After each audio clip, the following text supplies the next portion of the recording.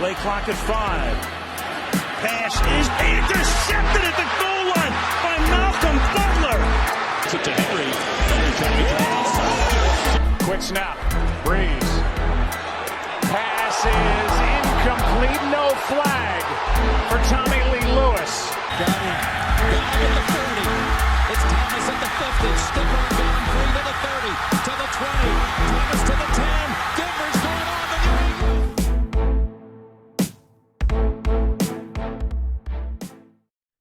Over the past week, we had I guess technically not a brand new football league, but still, I guess for our sake, I'm going to call it a new football league. The USFL is finally in action, and after so much, I don't even know can you call it anticipation? You know, there were some people looking forward to this league. I'm still a skeptic. We'll get into, of course. I've been skeptical about this whole thing. Of course, I'm still a little bit more biased. I am still going to pledge my allegiance to the XFL in terms of the king of the spring football leagues. The FCC? The fan controlled the FCF, the fan controlled football league. That thing's stupid, even though it's a great league when you have Terrell Owens still catching touchdown passes. Wow. Or when you have balconies getting in the way of potential touchdown passes. Certainly quite the stuff going on right there. So we're going to delve into the USFL in 1 week in. It's already not off to a great start, all things considered.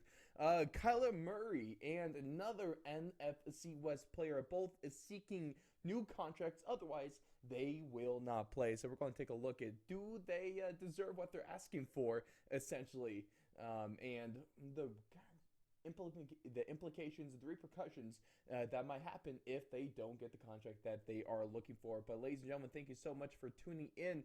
Of course, I'm your host, Ross Allen, and I'm not joined by Alex this week, but it's all good because, stuff is happening, and especially speaking of stuff happening, there's a lot of stuff happening in Fourth and Long. Of course, if you haven't noticed by now, if you're watching on video, that banner behind me is going to be now part of our heritage collection of our merchandise because we have a new logo, we have a new look, we have a new feel to the show, hopefully, and we're displaying that on our socials as well as our YouTube, Spotify, Apple Podcasts, anywhere you catch your podcasts, we're over there. So we got a lot going on, and I'm super happy with it, super happy how the logo turned out. Shout out to JMMA4 over on Twitter for hooking us up with something fantastic. And it's definitely a little bit more representative of what we do. We're not just football, even though this is technically this is our football show. We're not just football. We do also cover MMA and AFL, the only show in the world that covers those three sports. I'm proud to be the niche of the niche. You call us the nichiest. I don't know if that's a word, but if it isn't, I'm going to just run with it like I do with half the stuff I say. So I'm super excited to have you guys along for the new era. There's still more changes going on, especially for all you MMA fans. I need you to go on over to follow at FCC MMA over on Instagram. Full Contact Contender. It's a fight promotion in the UK, and I've just started working with them over on the graphic design kind of things and helping run their posts on Instagram and stuff like that. And funny enough, I am working alongside with the guy who I'm going to be fighting later this year, so it's quite the interesting workplace relationship, if you want to call it that. At least we can end up like the Fertitta brothers when we have disputes. If you guys understand that reference, you should go check out our MMA show. If you don't, you should go check out our MMA show. All right. But before we get into my take on the current USFL actions and why it's kind of stupid, a word from our sponsor, Books. Hey, it's the publisher here, Mr. Kelly Cole. Listen, if you are a former professional athlete, if you are a former college athlete or sports coach, and you're looking to launch your speaking career, let me tell you, you need a book.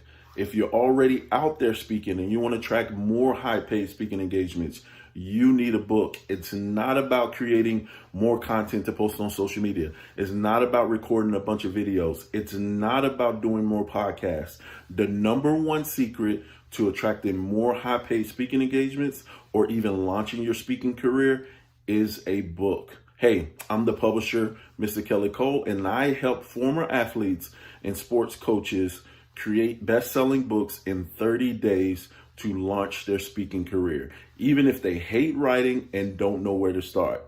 So for the first time ever, I've created a free case study video that will not only show you how to write a book from scratch in as little as 30 days and become a best-selling author, it will also show you how to attract more high-paid speaking engagements. Now, to check out this free case study video, click the link that says learn more or go to booksforathletes.com. Real quick before you go, do not go if you're not a former athlete or sports coach, because you won't find any value in what I'm about to share. And don't go if your book is already out and already on Amazon. You won't find any value in what I share over there. But if you are a former athlete or sports coach, know that you need a book, or already out there speaking and you want to launch your speaking career, go check out that link now. Writing a book is not as hard as you think.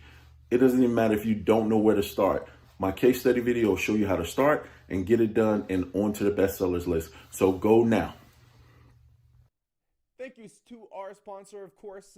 If you are, even coming close to think about if you want to write a book, go ahead. He's doing free classes. Follow his Instagram, Books for Athletes, over there. We post a lot of stuff about them. They've been great to us, so go ahead and show them some love as well. But we're going to get rocking and rolling into things here, ladies and gentlemen, because the USFL is less than a week. Well, they haven't been playing football for a full week. How about that? That works. And they're already running into some issues. First of all, it's tough to have a good football league, a competitive football league, an entertaining football league, when you don't have good quarterback play. And that's exactly what you have with the USFL. So it's I can't blame them too much because, of course, there's going to be way more talent in the NFL, hell, maybe even the CFL. But when your starting quarterback caliber players are guys like Paxton Lynch, when Paxton Lynch can be a starter in your football league, that is not a good sign. That is not a good look. And it's apparent because he's already throwing interceptions. So, Paxton Lynch, you know what? We talked about him last week, man, and it's kind of a shame because I was excited about him, especially as a Broncos fan coming out of college. I hate to admit it. But we all know where that's gone. If you can't play in the CFL and you have to be relegated to a starting quarterback in the USFL, that's one of the first flaws of the league. Another flaw that I just don't like, a lot of people pointing out, and I absolutely agree with them, is that I know there's probably good reasons behind it, probably financial reasons behind it, but it's hard to invest as a fan when all the games are played in Birmingham, Alabama. Because what's the point of having these 8 teams from these different cities representing these different places in the country when, okay, so what? They play in Bama. What's the point of being a fan of a team in one city when they're never going to come to that city for at least a year? Now the plan is, in all fairness, to be going out to those cities. I think next year, in year 2, if they're even alive at that point. And then they're going to be playing in front of their quote home crowd. But as of right now, that's not the case. So it's hard to get fan investment when essentially it comes down to they're not here. It sounds stupid, but that's a thing. That's a real thing. Of course, Idaho fans, professional sports fans, we've been through this before, and we don't have real professional sports team up here. So go Boise State Broncos, I guess. I don't know. I'm kind of not even sold on them at this point anymore. Is what it is. Boy. But another problem that the USFL is running into as well is that stupid coaching. Stupid, unnecessary moves. Because a player has been cut for wanting to eat pizza. And that is a little bit of a condensed, lessened down, dumbed down version of why he's been cut. But that's pretty much what it is. running back for the Pittsburgh Maulers, and actually a really solid player when he was with Michigan and when he was with the XFL as well. So fingers crossed if he doesn't end up in another USFL league that he's able to get a spot on the XFL roster next year, especially the Roughnecks. Go Roughnecks, go Wade Phillips, love you. I know you're totally watching, so you're going to appreciate that. And he's been cut for breaking. I think the coach in the goes to show you how, I guess I haven't paying full attention, admittedly, but I forgot the coach's name of the Maulers. He's probably relevant anyway. But he is quoted like a line 46 of the player's code of why this guy got cut, Davion Smith, and essentially he said he's being disrespectful. He was offered a Caesar salad for food, he said, essentially along the lines of, the video is all the way out there. So if Vincent Yank, just go check out. I'm not doing justice, but no, I essentially want pizza instead, and he gets cut for that. There's upholding team standards, and then there's just trying to be a hard-ass coach for no reason. No one's going to respect you for that. He's already, I think it's safe to say that the Pittsburgh Maulers are already one of the least liked teams in the USFL. And this is just a bad look for the league as a whole, because this is only going to turn fans away. And you've seen that all over Twitter as well. That's exactly what people think of this situation. Nothing good has come from this. Literally zero good things have come from this situation. And it's just all a part of this that I don't... it's too early to tell, because like my take last week when we don't give rookie quarterbacks enough time to develop, and we don't give head coaches enough time to make their team. So I will not put out like my thoughts on if this league is going to survive or not. We still have to let it play out. It's been one weekend of football. All right, it has been great football, but it's only been one weekend, so we got to give it a little bit more time to breathe. Let them work through their kinks. There are some cool stuff, like I love hearing the coaches talk with the refs, and kind of small details like that the NFL can totally pull from that, even though they won't, because Roger Goodell and everyone else there is a bunch of cowards. But it's okay. No, it's not. But I won't go into it too much right here. So I just, as of now, I am not sold on the USFL. We'll see if it survives. Honestly, I'm not hoping that this league dies. I'm hoping that it sees tremendous success, because what's the worst thing that can happen? Year-round football? As a football fan, how are you going to be mad at that? That is only good stuff that can come from that. And another good thing that can come from that as well is what we see all the time in the XFL. These players got second chances. They end up on NFL rosters. They're achieving their dream. If you don't want to see players achieving their dream, then you're an asshole. And I'm going to do my best to not be that kind of asshole. I'm going to be more like the sarcastic asshole that you guys know and love for some reason. But that's my thoughts on the USFL. We're going to be giving you more coverage as time goes on. Jalen is going to be helping us cover the USFL. So stay tuned to our Instagram and Twitter. You can follow us at 4th and Long Media. That's 4th and Long Media. We'll be posting some, weekly, multiple times a week USFL content to keep that football feeling going. But let's jump into the next thing, because Kyler Murray is running. There's been some drama this offseason, to say the least. Remember the throwback when it came to their disagreements after the playoff game? He removed all mentions from the Cardinals from his Instagram, like what a high school girl does when she breaks up with a boyfriend. But then they all come back there, and all the pictures pop back up. But now he's saying, I know I won't go through OTAs. I need a new contract, and all this stuff. So, I mean, one of the big questions is, does he deserve something like this? You're talking about a young quarterback who has shown flashes. And when I say flashes, I mean he's looked really, really damn good in flashes. He has all the potential to be a fantastic quarterback. He could definitely be better than Lamar Jackson, because they're the same kind of style of quarterback. Kyler Murray is freaking fast, dude, and he does have a good arm to back him up as well. I'm not sure if this is the best offense. Well, I mean, it might be the best offense for him. Might not be the best way to run offense in the league. We'll see. Cliff Kingsbury, technically, he has been getting better every year. So, like we talked about this like at the end of the season, so a while ago. So we give our thoughts on this already, but what's Kyler done to deserve a contract, a new contract? Because a lot of the talk, and this is especially what I'm going to be basing my reasoning off of, a lot of the talk is that they're looking for $40 million plus for this. Now, there's only a handful of quarterbacks that are making at least $40 million a year. We have the brand new quarterback to this club, Derek Carr. Sure, all right. Then you have guys more deserving of $40 million a year, like Deshaun Watson, Patrick Mahomes, Josh Allen, Aaron Rodgers, Matt Stafford, and then you also got Dak Prescott, who also doesn't really belong in this club. Just think of those names. Talk them out.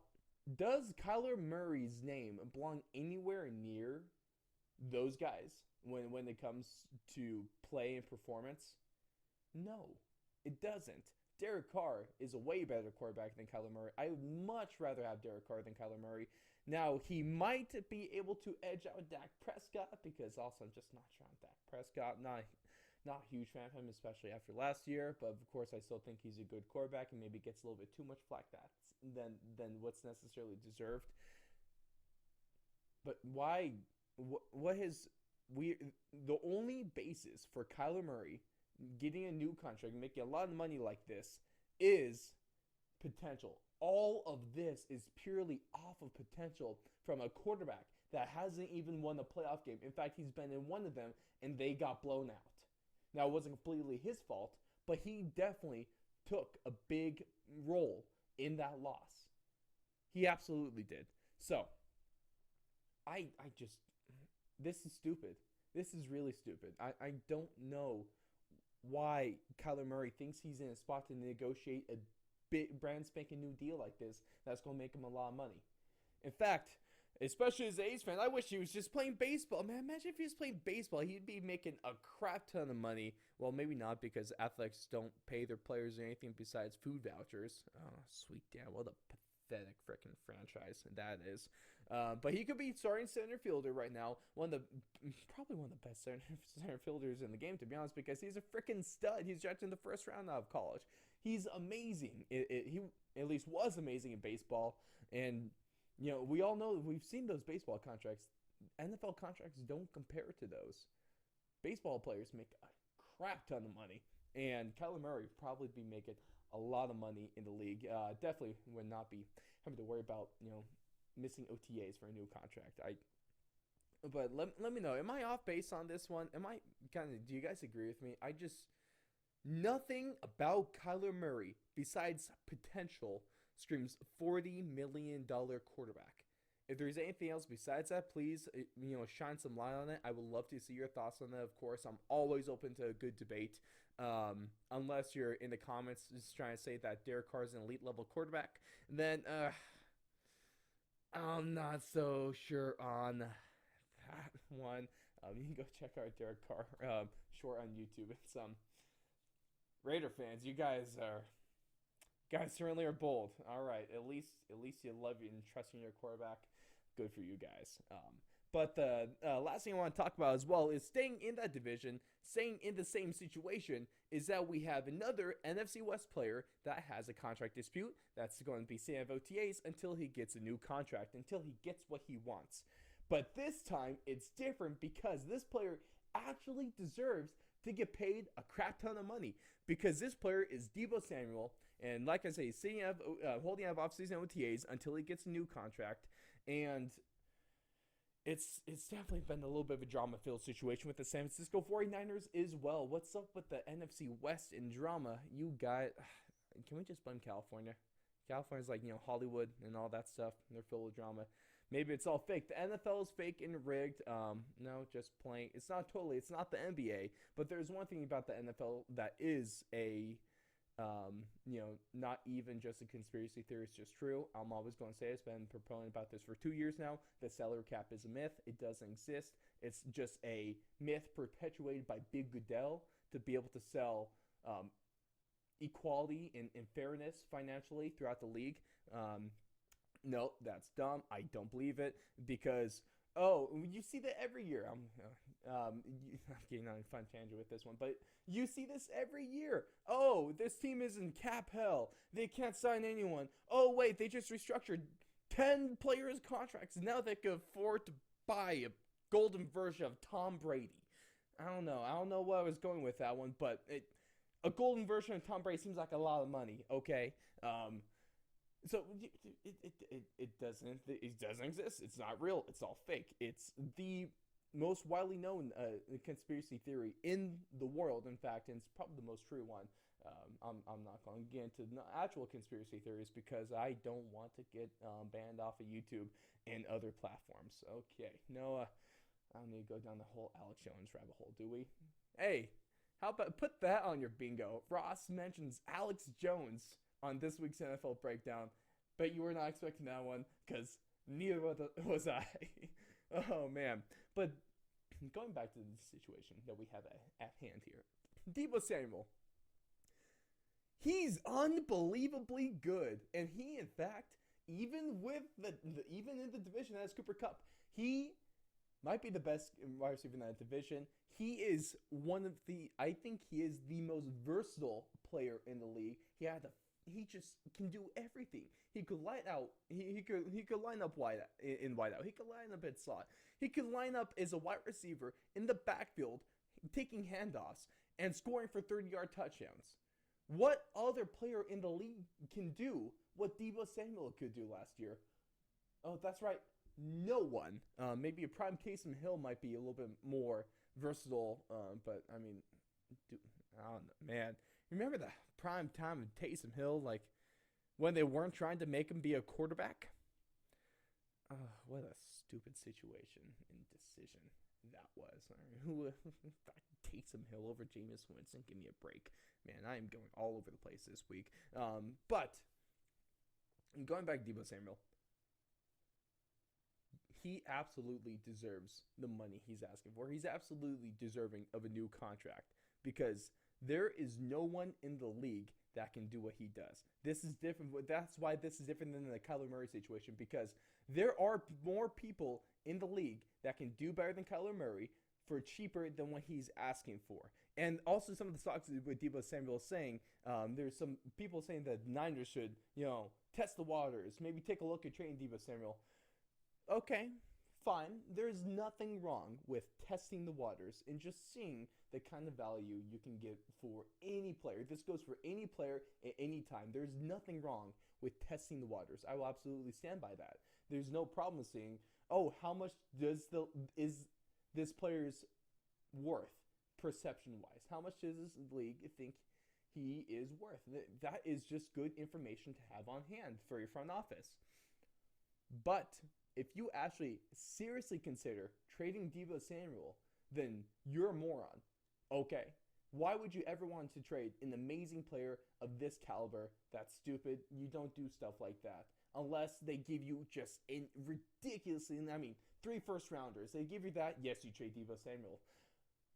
But I would say actually, 3 first rounders, you trade Deebo Samuel, but that, I don't think anyone's going to be giving him that.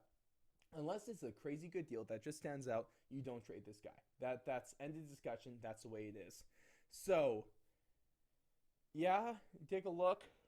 Don't actually trade him. Just pay him what he wants.